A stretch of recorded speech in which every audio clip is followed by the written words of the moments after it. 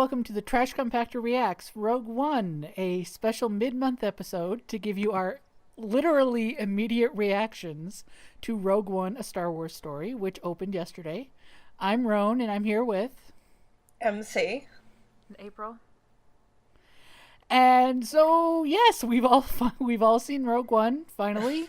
Yeah. We have not talked to each other about this yet, so... No, we're all going in very clean. We tried to do it as soon as possible after seeing it. Yeah, you guys saw it this morning. I literally walked out of the theater about 2 hours ago.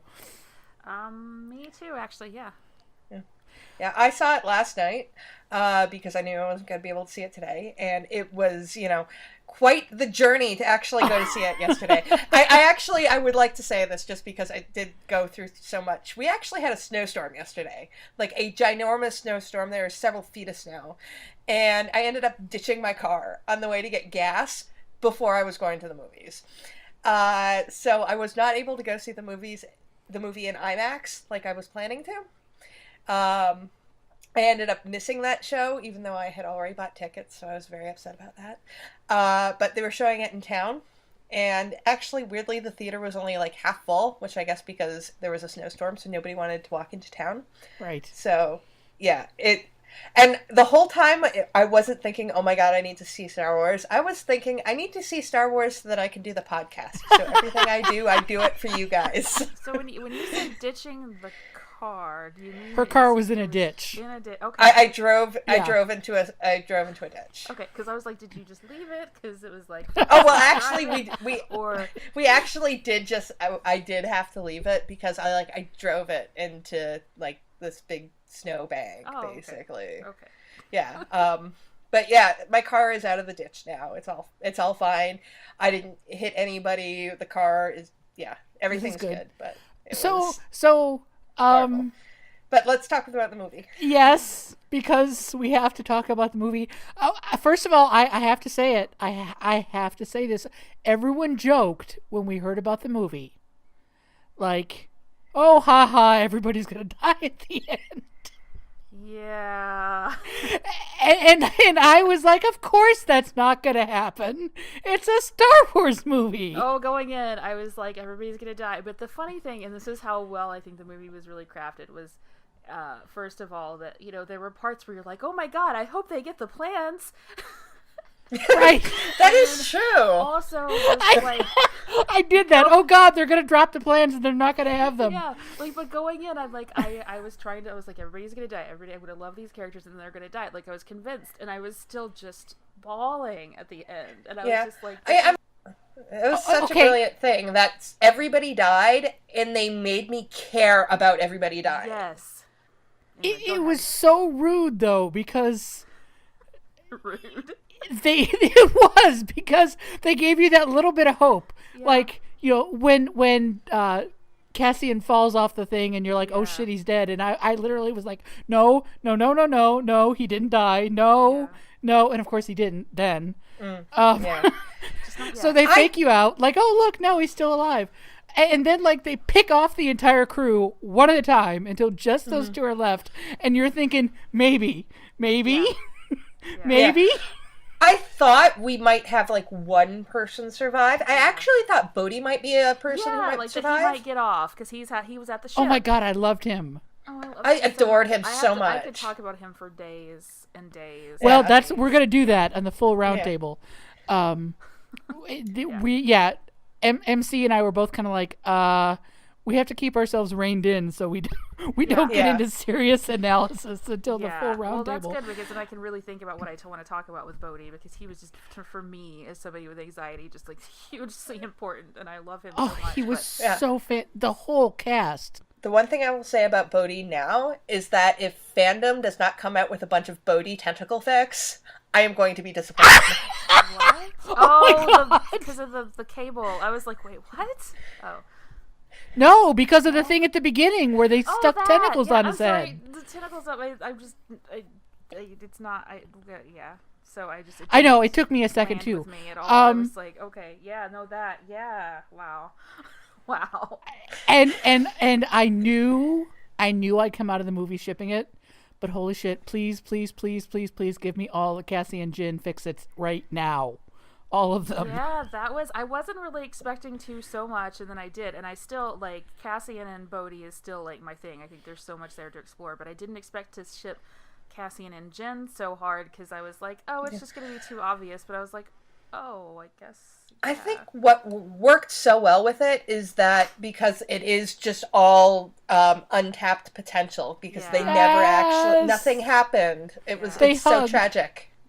But Chirrut and Baz are fucking married. God, they were so married. They were so married. That was they were a so couple. good. They were okay. And they. Oh my god, I love them. They were amazing, and they were a couple. Yeah. That's just okay. So I want to talk about like all the little Easter eggs and call-outs because there were so many of them. Yeah. But the one that really smacked me in the face as the movie ended was. Holy shit. Rogue Squadron is so freaking poignant now. Yeah. Like, now I get it. Like, that's why they named themselves Rogue Squadron. Yeah. And I'm going to go cry for about a week. Yeah. Just don't mind me. Yeah. But yeah, that was, Now, I have a question. Did they reveal before the movie came out that Tarkin was going to be in it? No! Because I did not know, and I was super shocked, and like the CG at sometimes was a little bit wonky, but I was almost in tears seeing Tarkin. I was shocked. For me, yeah, well, I didn't, because I didn't know that they were doing CG with him, so I just kept, I was like, did they just find a clone-ass motherfucker? Yes! Like, I was like, oh my god, this actor is incredible. I was like, what is happening? And then I read that it's his face on another actor, and I was like, okay.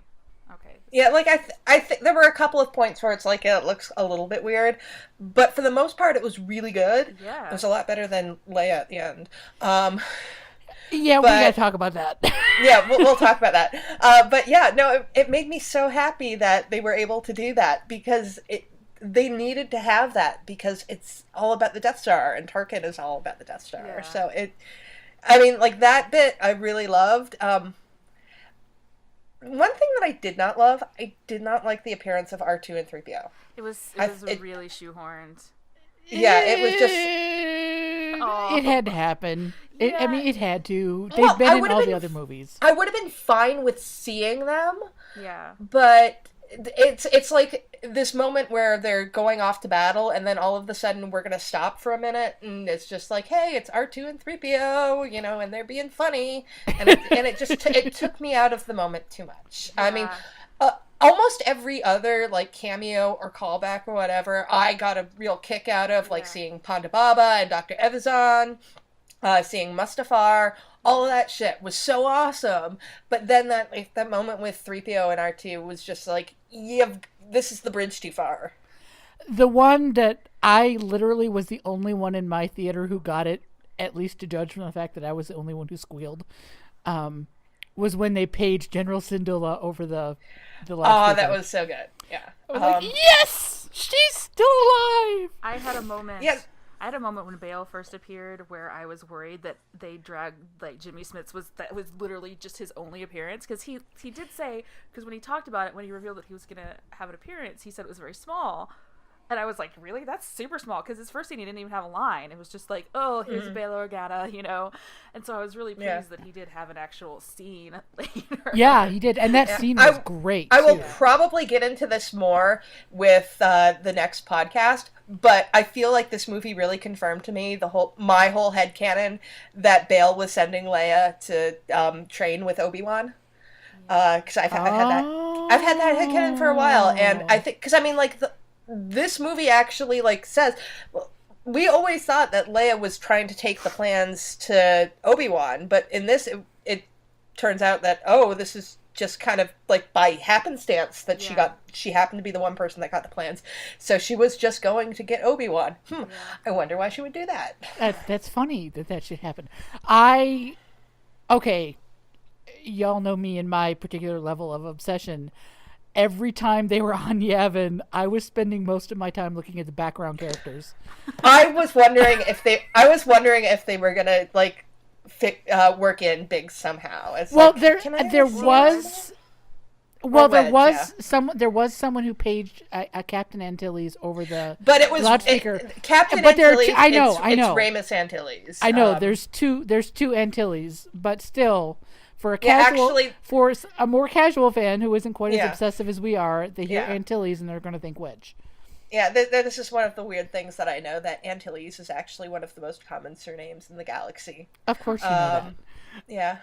Yeah. And it would have been referring to the captain who gets choked at the beginning of A New Hope. Yeah, I know. But I will say, looking at all of the X-Wing pilots, a much higher proportion of them had 70s mustaches than they did in A New Hope. Yeah.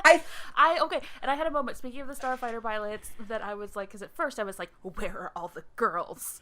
And then I know there was one. There was freaking one. Like, there was two of them. There were 2 or 3, I thought. Yeah. Yeah. Well, one wasn't piloting a starfighter, but still, like, she was obviously one of them was a Y-wing pilot. Yes, and she was obviously in charge of that ship. And then, like, yeah, there were at least, I think there was an older lady, and then there was an Asian lady, I believe, in the starfighters, and then there was a lady in the other one. Yeah. So I was like, okay, we have some girls. Like, because at first I was like, there weren't going to be any, and I was just like, rawr.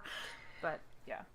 And I know a couple of the pilots were actually I say actors from A New Hope, but they used footage from A New Hope. They did, wasn't it Red Leader and Gold Leader? It was, Red Leader, Red Leader and Gold Leader. They used footage from A New Hope. Jen was the one piece that I was worried about, just because I think that Felicity Jones is kind of a drag, and the trailers weren't really like relieving me of like that sort of idea of her. But oh my god, I liked her a lot, because she was kind of an asshole, and I was like, I've been waiting for that kind of character a bit, like a woman character who's a bit of a dick, and she could be, but then she stepped up, and it was like, okay, cool.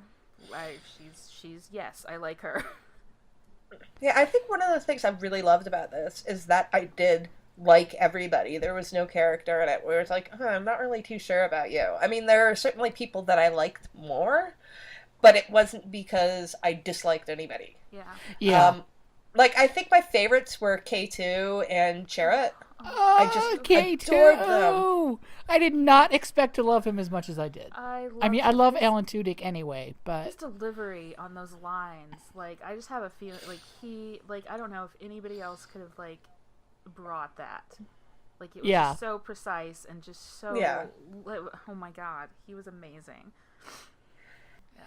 I think probably in terms of the story, my favorite part of this is how the rebellion is not portrayed as the good guys just, out and out, nothing they do is wrong. That they actually showed that because they do bad things, because they're we really have to get into that in the full roundtable. Yeah, like our first introduction to Cassian, like, we're like, oh, okay, this is what he's willing to do. Yeah. And this is, I think, the advantage of doing something outside of the saga movies, which are so locked into the hero cycle, which, there's always, you are good or you are bad. While this, we get to see the shades of gray. So I think that's really what came through in this movie. Yeah. And it really, I mean, if you think about it, it is inevitable that any sort of rebellion like this is going to have shades of gray. Oh, yeah.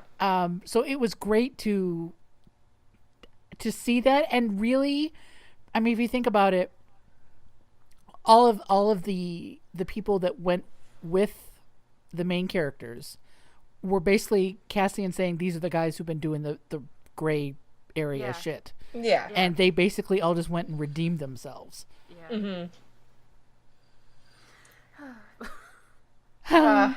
So, I'm trying to think, any nitpicks? Anything that, because I know for me, the first Vader scene didn't do any fucking thing for me.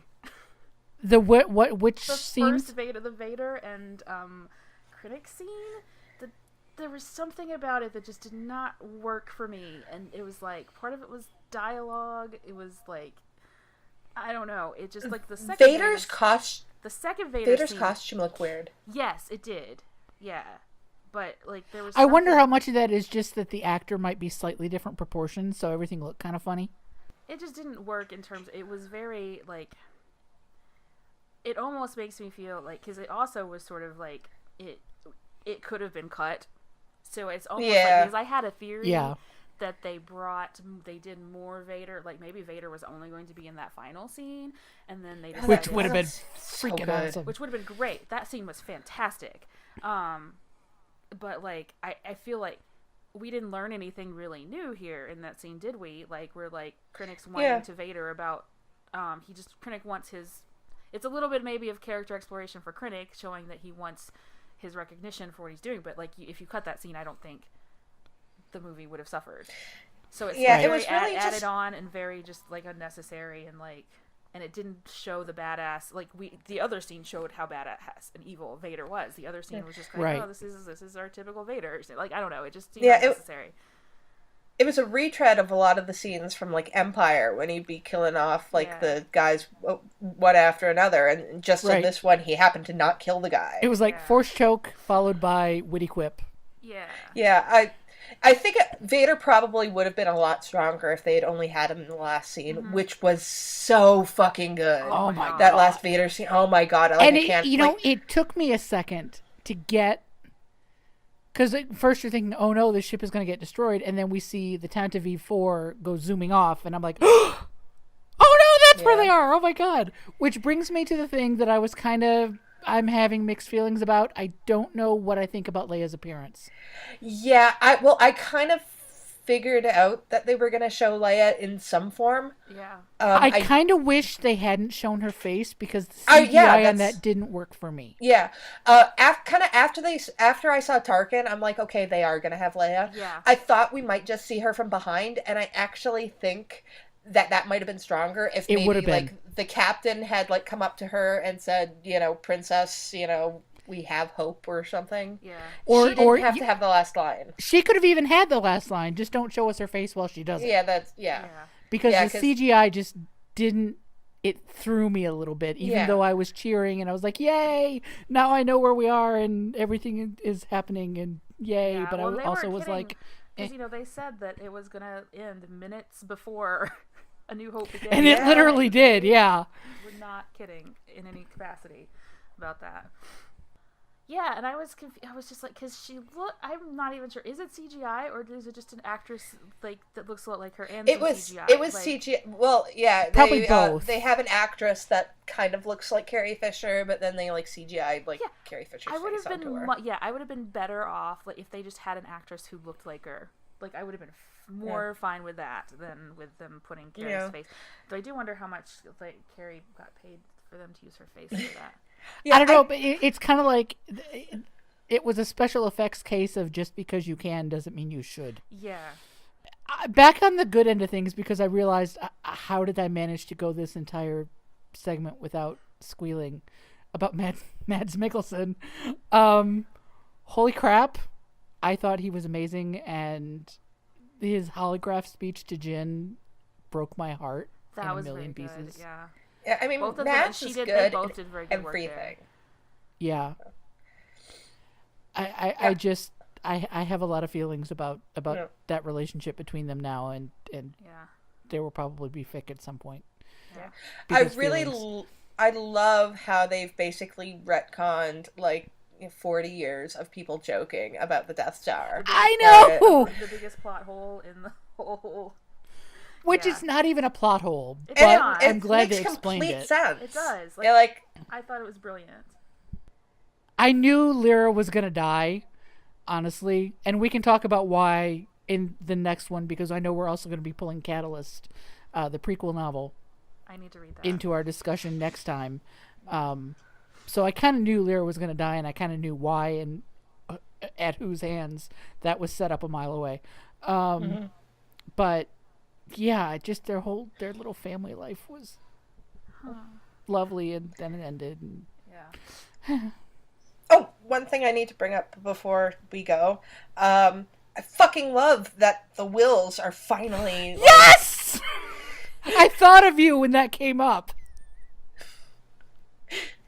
Because seriously, since like 1976, like even before the first fucking movie came out, but when the novelization was out and they said it was from the Journal of the Wills, people have been wondering, what the fuck are the Wills? What the fuck are the Wills? And we still don't have the answer to that, but we at the very least have the Guardians of the Wills, and that makes me happy. Yes. Do you know, are there any plans for comic books for any of these characters from before, like, the prequels to prequels? Yeah. I don't know, but I totally need a Cassian Andor comic book. That's what I was thinking coming out. Like a Cassian one, and then one for Saul. You know, yeah, everybody pretty much. I mean, we need one about Chirrut and Baz being totes married. Definitely. Yes, and like you know, Bodhi, even just a lead up for Bodhi, like his, about like how he defected. Yeah. Like, so I think there's plenty of potential there for. Oh yeah. And then one thing I did about it, the people who want to make the money have to be thinking about it. One thing I found really strange, considering the ending, is that I hear that Felicity Jones is signed for another movie. I mean, I don't know if that's just like a standard contract or what, but apparently she does have it on her contract that, you know, she will do another one. Maybe it's for flashbacks or other things, or I don't know. Interesting. It's for a scene of her in Rogue 2, the all Bothan mission. Yes. Oh.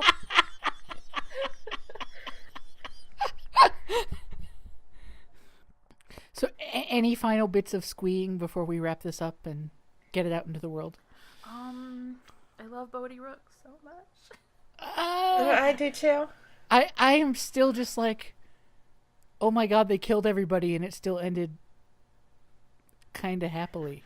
I still can't believe it. 2 different times I was just like, oh my god, they're not gonna get the plans. I think that right there tells you everything you need to know about this movie. Yeah. That despite having 6 movies, 7 movies about how all this plays out, you were still worried for a few minutes. I was.